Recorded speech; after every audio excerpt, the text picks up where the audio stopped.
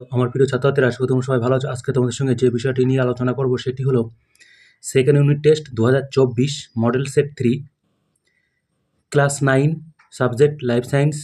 সময় কিন্তু 1 ঘন্টা 30 মিনিট, ফুল মার্কস 40 নাম্বার। তাহলে 3 নম্বর মডেল সেট বুঝতেই পারছো, 1, 2, 3 এই মডেল সেটগুলো তোমরা যদি ভালো করে প্র্যাকটিস করো, আশা করি লাইফ সায়েন্সের ক্লাস 9-এ 40-এর মধ্যে অবশ্যই তোমরা 40 পেয়ে যাবে।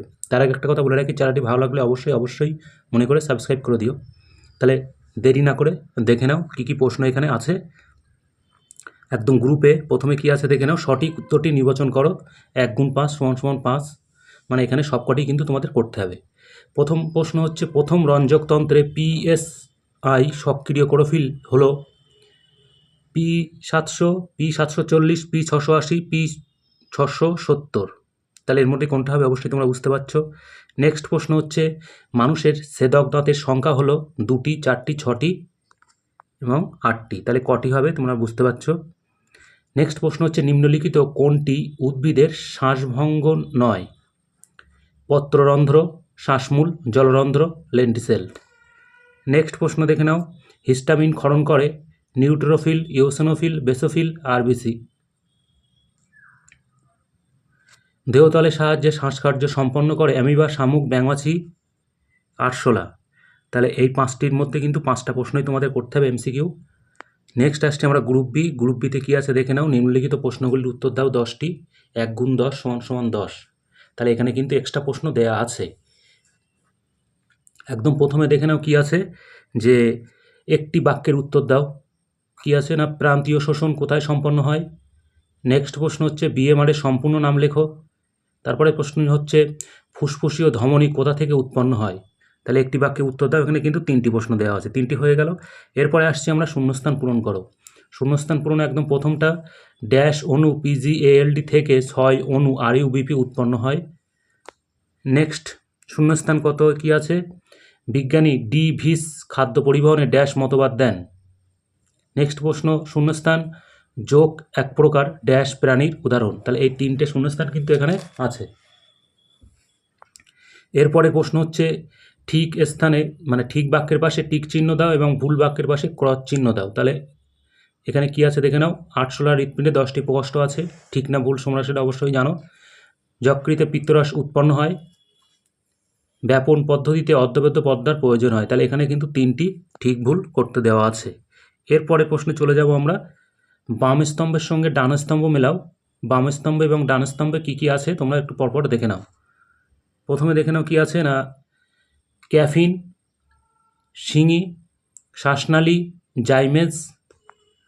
নেক্সট আছে বিজ্ঞানী ব্ল্যাকম্যান, কফি, ইস্ট নিঃসৃত উৎসেচক, রবিন হিল। আর এক্সট্রা কিন্তু একটা দেওয়া আছে, আলোক নিরপেক্ষ দশা। এই এক্সট্রাটা কিন্তু ওর মধ্যে পড়ে, মানে 4টের সঙ্গে তোমাদের 5টার মেলাতে হবে, একটা কিন্তু সবসময় এক্সট্রা থাকবে। এরপরের প্রশ্নে চলে যাব আমরা গ্রুপ সি।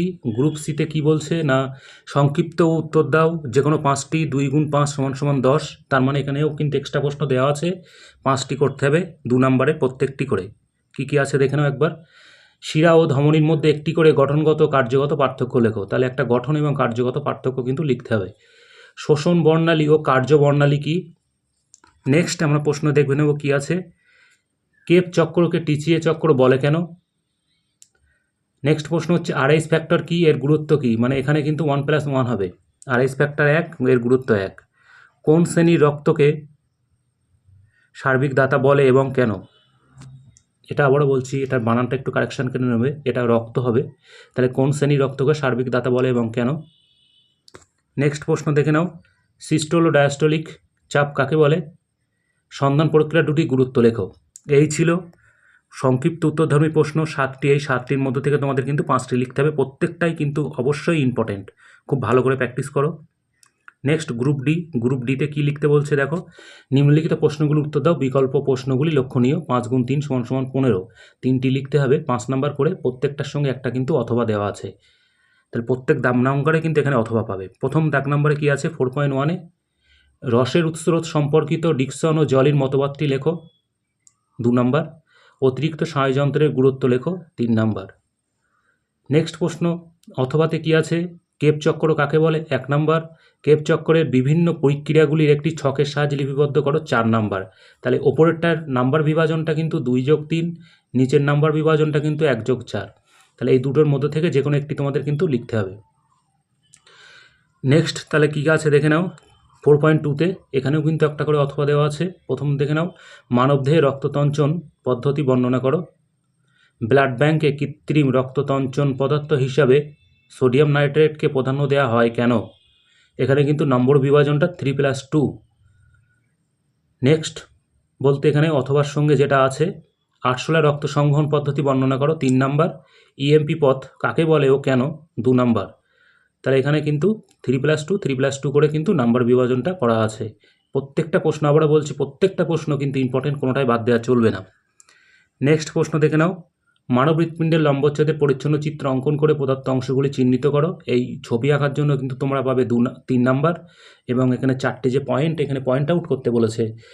কি কি আছে দেখে নাও, মহাধমনী, ফুসফুসীয় শিরা, অর্ধচন্দ্রাকার কপাটিকা, ত্রিপত্র কপাটিকা। এই 4টে পয়েন্ট আউটের জন্য তোমরা পাবে কিন্তু 2 নাম্বার, মানে এক একটার জন্য কিন্তু হাফ মার্ক করে।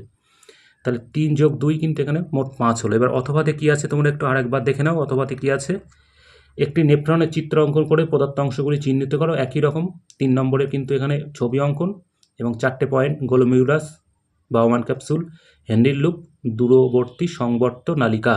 তাহলে এখানেও কিন্তু 3+2 নম্বর বিভাজনটা থাকছে। এই ছিল মডেল প্রশ্ন। আবারও বলছি, প্রত্যেকটা প্রশ্ন ইম্পর্টেন্ট। এখানে যে কটি প্রশ্ন অলরেডি চ্যানেলে আপলোড করা হয়ে গেছে, প্রত্যেকটাই ভালো করে প্র্যাকটিস করো। আশা করি এখান থেকে সবকটি প্রশ্ন ইম্পর্টেন্ট, প্রত্যেকটাই ভালো করে পড়লে আশা করি 40-এ তোমরা 40 পাবে। আবারও বলছি, চ্যানেলটি ভালো লাগলে অবশ্যই মনে করে সাবস্ক্রাইব করে দিও। এমন টাইপের ভিডিও কিন্তু আবারও নেক্সট আসতে চলেছে। ধন্যবাদ, ভালো থেকো।